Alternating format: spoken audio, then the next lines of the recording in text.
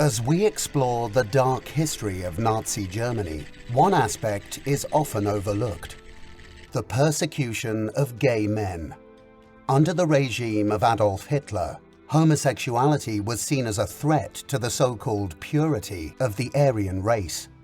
Gay men were targeted, brutalized, and forced to endure unspeakable horrors in concentration camps.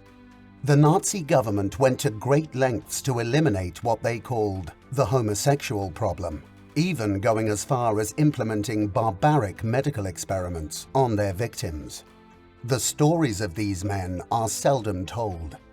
As we delve deeper into this disturbing chapter of history, we will uncover the truth about the treatment of gay men in Nazi Germany.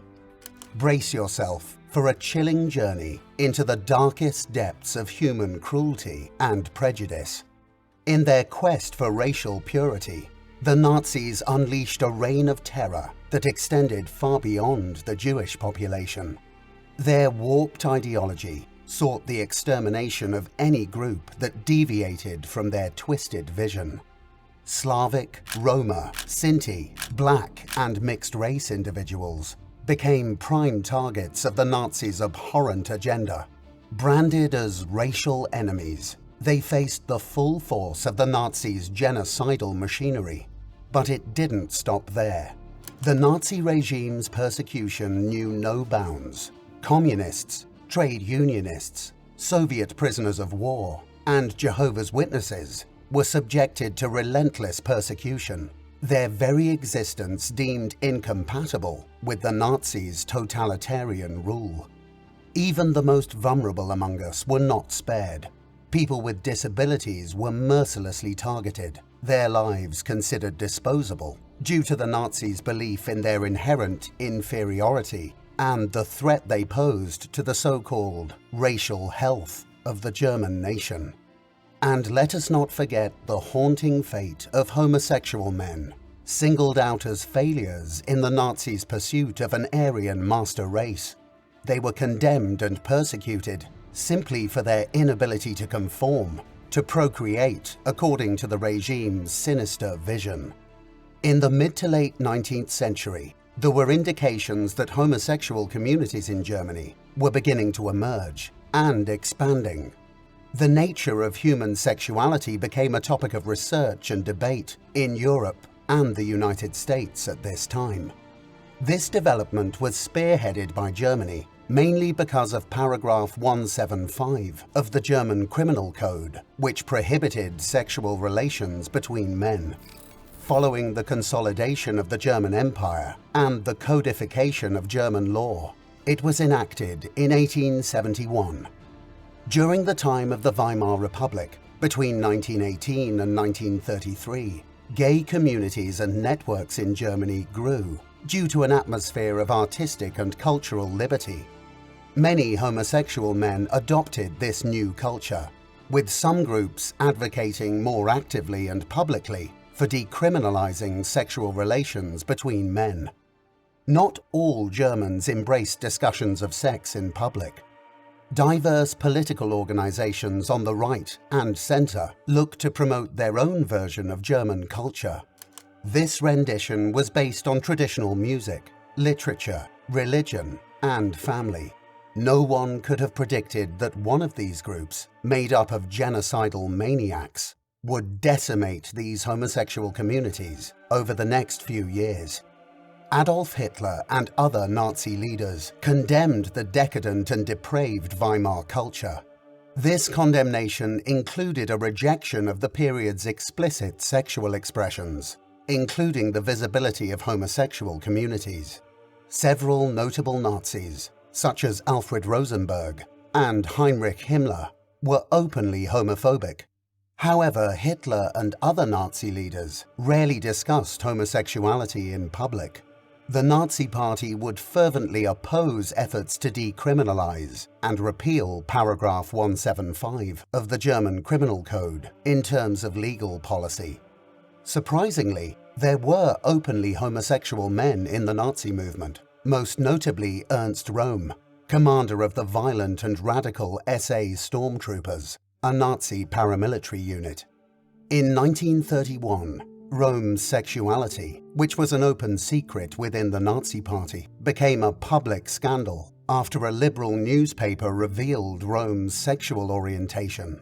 Hitler supported Rome despite the controversy, and Rome remained in command of the SA unit until Hitler ordered his assassination in 1934. On January 30th, 1933, Nazis assumed control of the German government. Soon after, they tried to dismantle the openly homosexual cultures and networks that had developed during the Weimar Republic. One of the first actions the Nazis took against the homosexual community was to close gay bars and other gathering places. Following that, homosexual newspapers, journals, and publishing houses were closed down. In a further escalation, the Nazis used new laws and police practices to arrest and detain many homosexual men, beginning in late 1933 and early 1934, some of whom were imprisoned in the regime's earliest concentration camps. These early measures were only the start of the Nazis' anti-homosexuality campaign. In the latter part of the 1930s, the Nazis escalated their efforts. Between 1934 and 1936, 3 events radicalized the Nazi regime's anti-homosexuality campaign and led to the systematic oppression of gay men. First was the assassination of Ernst Röhm. This murder altered the way Nazi propaganda discussed homosexuality. The Nazi propaganda machine utilized Röhm's sexuality to justify his execution. In doing so, they exploited the widespread prejudice against same-sex sexuality among the German population. Secondly, in June 1935, the Nazis revised paragraph 175 of the German Criminal Code, prohibiting sexual relations between men. Under the new Nazi version of the law, a wide range of intimate and sexual behaviors were criminalized and punishable by up to 10 years of forced labor. Lastly, Heinrich Himmler, commander of the SS and chief of the German police, established the Reich Central Office for the Combating of Homosexuality and Abortion in 1936. This agency was a component of the Kripo, or criminal police, and collaborated closely with the Gestapo. Himmler, who was notoriously homophobic, viewed homosexuality and abortion as threats to the German birth rate and, by extension, the German people's fate. Himmler ordered the Kripo and Gestapo to conduct a strict anti-homosexuality campaign. These police forces used raids, denunciations, and severe interrogation and torture techniques to find and apprehend individuals suspected of violating paragraph 175. In the mid to late 1930s, police raided taverns and other gathering locations they believed were frequented by homosexual men. Some men captured during operations would be released in the absence of evidence against them. Those considered guilty by the authorities would be prosecuted for violations of paragraph 175, or in some instances, sent directly to a concentration camp. During the Nazi regime, scholars estimate there were approximately 100,000 arrests under paragraph 175. About 53,400 of these arrests resulted in convictions. Beginning in 1937 to 1938, the SS established a system for labeling concentration camp prisoners. Depending on the camp, the color-coded insignia sewn onto uniforms indicated the reason for an individual's incarceration. As homosexual perpetrators, between 5,000 and 15,000 males were imprisoned in concentration centers. Following the prisoner classification system, this set of inmates was compelled to don a pink triangle on their camp uniforms. The death rate for homosexual concentration camp inmates was 60%, compared to 42% for political detainees and 35% for Jehovah's Witnesses. The deaths of homosexual captives committed by SS officers out of cruelty or as part of depraved diversions, were reported as death from natural causes. At concentration camps such as Mauthausen and Flossenburg, it was customary to work homosexual prisoners to death. Midway through 1942, nearly all of the homosexual detainees at Sachsenhausen, at least 200, were executed. During the same period, a large number of gay inmates were executed at Ravensbrück. During the final years of Nazi rule, homosexual captives were the preferable subjects for human experiments. The most well-known experiments involving homosexual males were conducted by endocrinologist Karl Wernet, who implanted testosterone-releasing pellets into prisoners' scrotums to alter their sexual orientation. The majority of Wernet's victims were non-consenting Buchenwald prisoners who perished shortly thereafter. In addition to receiving experimental therapies for typhus at Buchenwald and phosphorus burns at Sachsenhausen, homosexual and Jewish detainees were used to test narcotics and medicines. Certain homosexual inmates were forcefully castrated. In the spring of 1945, the Allies liberated concentration camps and freed prisoners, including those donning the pink triangle. Nazi Germany's defeat in 1945 did not change the criminalization laws relating to the sexual relations between men in Germany. After World War II, the Allied powers split Germany into two separate nations. The Federal Republic of Germany, or West Germany, was aligned with the United States and had a liberal democratic constitution. East Germany, or the German Democratic Republic, was a communist state aligned with the Soviet Union. The Allies compelled the West Germans to repeal Nazi statutes and laws after the war. Even though the Nazis revised paragraph 175, the Allies permitted the revised version to remain in effect. This was due to the fact that the statute was included in the German Criminal Code before the Nazi era.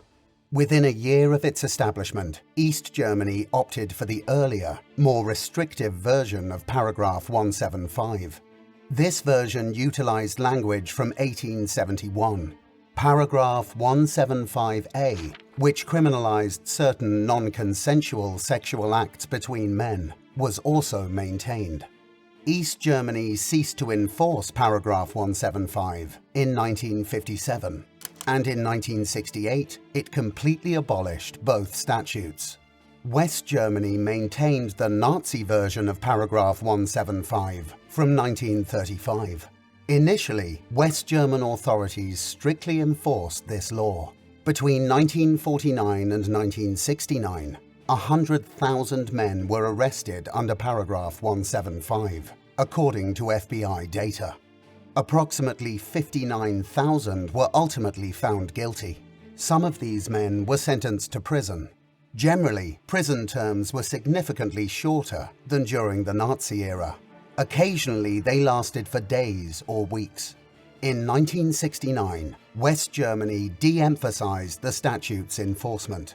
After the reunification of East and West Germany as the Federal Republic of Germany in 1994, paragraph 175 was removed from the German Criminal Code. Throughout the 20th century, it was challenging to uncover the stories of homosexual males during the Nazi era due to the continued prejudice against same-sex sexuality and the enforcement of paragraph 175. Many homosexual men feared sharing their stories or writing their memoirs. Despite this, scholars have tried to document the experiences of homosexual men by using police, judicial, and concentration camp records. Academics and German LGBT rights organizations have contributed to bringing the Nazi persecution of homosexual men to the public's attention. The German government recognized persecuted homosexuals as victims of the Nazi regime in the 1990s. In 2002, the government overturned paragraph 175 convictions from the Nazi era. Gay men who had suffered at the hands of the Nazis for the first time became eligible for monetary compensation from the German government for wrongs committed against them. We must remember the atrocities committed against gay men and the LGBTQ community in Nazi Germany, and vow never to let history repeat itself. Discrimination comes in all forms, and we must work towards a future where all people are treated with dignity and respect, regardless of their sexual orientation or gender identity.